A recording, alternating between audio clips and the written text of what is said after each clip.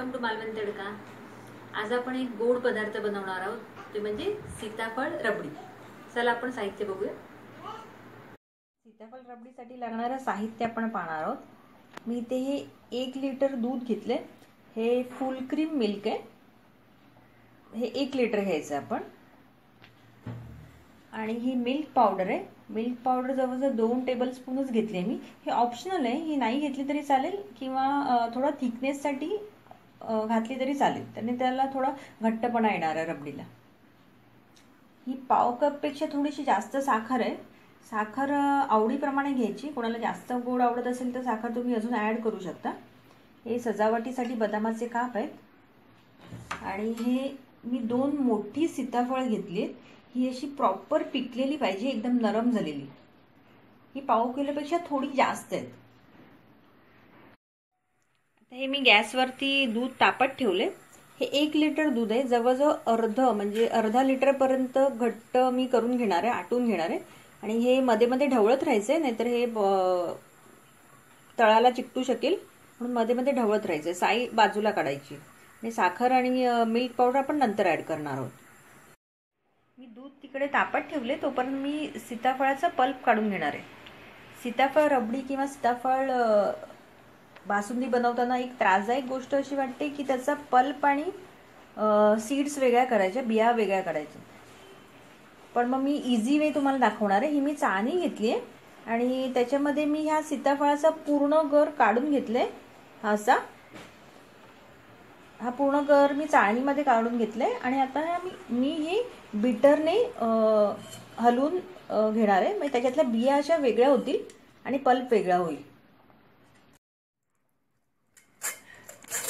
असं ढवळत राहिलं, हाताने केलं तरी पटकन होईल। ह्या अशा बिया वेगवेगळ्या होत जातात।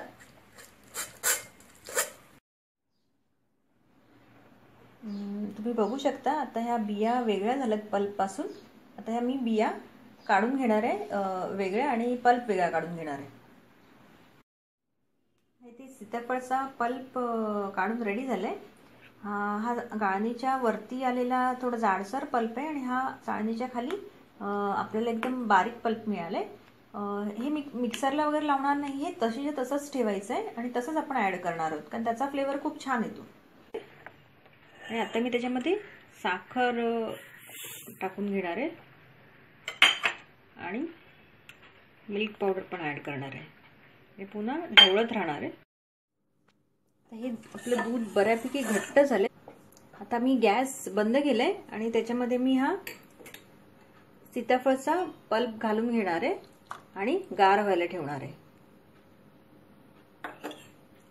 मी घालून घेतलंय आणि आता हे मी चांगलं मिक्स करून आपली रबडी मी गार व्हायला ठेवणार आहे। आता ही रबडी मी बाउलमध्ये काढून घेतली आहे। ही बऱ्यापैकी गरम आहे। आता ही मी गार व्हायला ठेवणार आहे थोडा वेळ। आपली इथे सीताफळ रबडी रेडी झाली आहे। मी जवळजवळ 1 तास ही मी फ्रीजमध्ये ठेवली होती गार व्हायला। आता मी त्याच्यावरती बदामाचे काप टाकून डेकोरेट करणार आहे।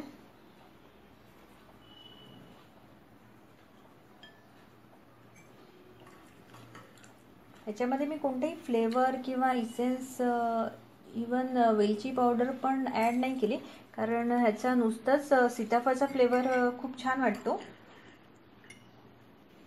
मी बाउलमध्ये काढून घेतली आहे।